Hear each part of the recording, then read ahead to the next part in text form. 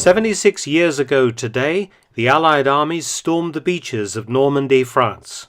Keen as I am to tell you something new, or at least forgotten about D-Day, many of you may be surprised to learn that although the landings were successful and the American, British and Canadian troops managed to fight off the beaches and begin the process of joining the 5 beaches together into one large perimeter, not all the German shore defences were captured or neutralised on the 6th of June or in the days afterwards.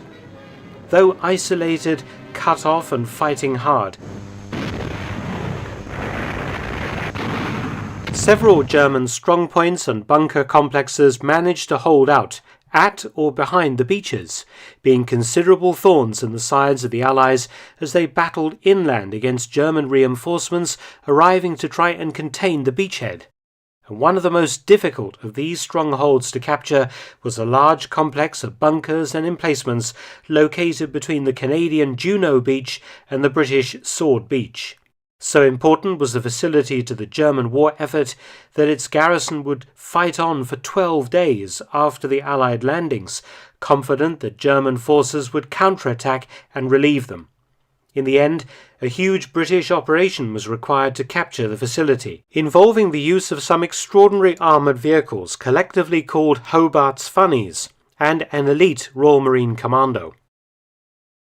In 1943, at Douvres Radar Station, the Luftwaffe had established a new radar base.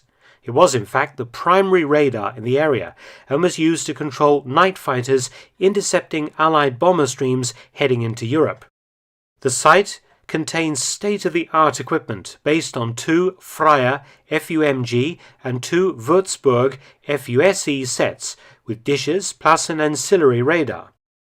The station was divided into a main and secondary site spread over 20 acres of flat countryside surrounded by minefields and barbed wire fences, and had a series of strong concrete bunkers for radar personnel, living quarters, a medical station, water storage and underground diesel generators. Due to its location in the heavily defended coastal zone, the station included strong defences. The main site had 2 20mm Flak 38s on top of the main bunkers, as well as a 75mm artillery piece, 2 50mm anti-tank guns, and a Tobruk, or Ringstand, small concrete bunker mounting a Renault tank turret with a 37mm gun. There were also 2 Tobruks armed with heavy machine guns and 16 other machine gun positions covering all directions. The subsidiary site had 2 37mm Flak 43s on the bunker roofs, with 2 more Flak 43s on the main command bunker and 4 Tobruk bunkers with heavy machine guns. Commanding this complex was Oberleutnant Dr. Kurt Egler, with 238 Luftwaffe personnel. The Douvres Radar Station was further protected by 2 infantry companies drawn from the Army's 3rd Battalion, 736th Grenadier Regiment. No. 12 Company occupied field trenches covering the northern approach to the radar site at the villages of Douvres and Les Delivrants, and had a single mortar and 12 machine guns. No. 11 Company blocked the western approaches from Juno Beach via the village of Tailville and was based on 2 so-called resistance nests, the first consisting of trenches and reinforced houses, and the second a series of small concrete bunkers. Douvres Radar Station was intended to hold out and await relief if the Allies landed and managed to penetrate inland. This is exactly what Oberleutnant Egler did on D-Day. From the beginning of May 1944, the station had been under daily attack from Thunderbolts, Typhoons and Spitfires, which bombed, machine-gunned and rocketed the site.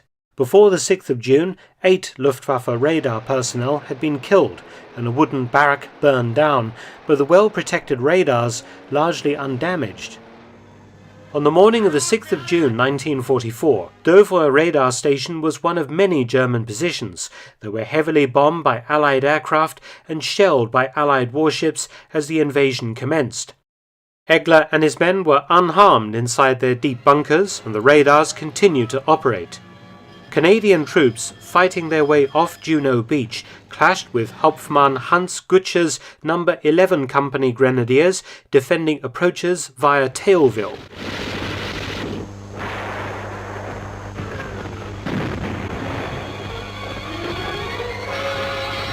It was realized that the facility was very large and well defended, so Canadian troops isolated the base.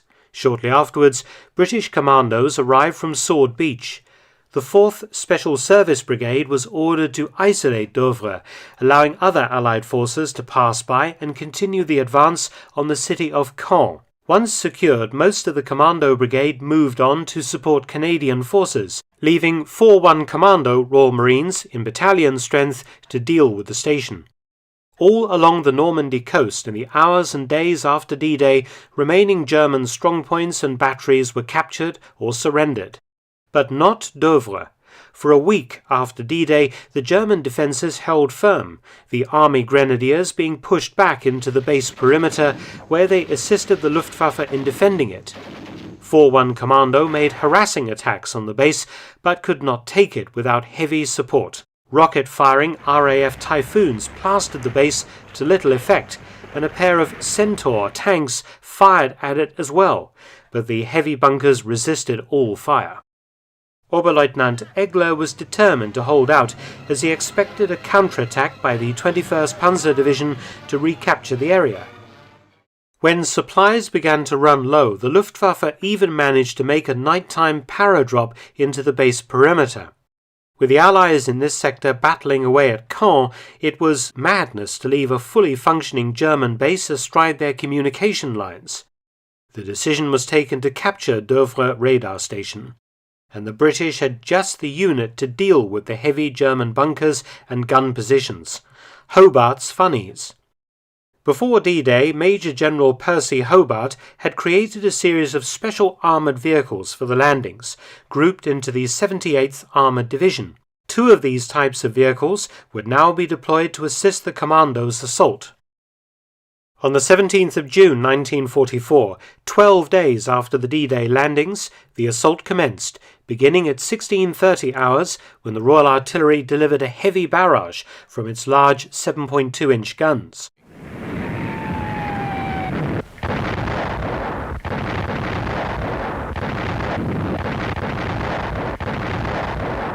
The main attack came from the north and consisted first of 28 Sherman Crabs, special flail tanks that would clear routes through the German minefields. This unit from the 44th Dragoons lost 4 Crabs disabled by mines, but managed to clear paths for the next Hobart Funny, which were 17 Churchill AVREs, or Assault Vehicle Royal Engineers.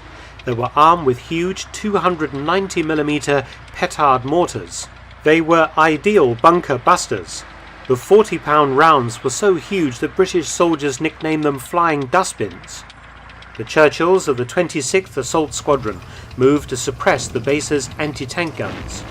One flying dustbin scored a direct hit on a 50mm anti-tank gun, while another flattened an open emplacement from a range of 60 yards. One AVRE was knocked out by German defensive fire and 3 were disabled, but their fire destroyed or damaged many of the German bunkers, enabling the next phase of the assault to commence.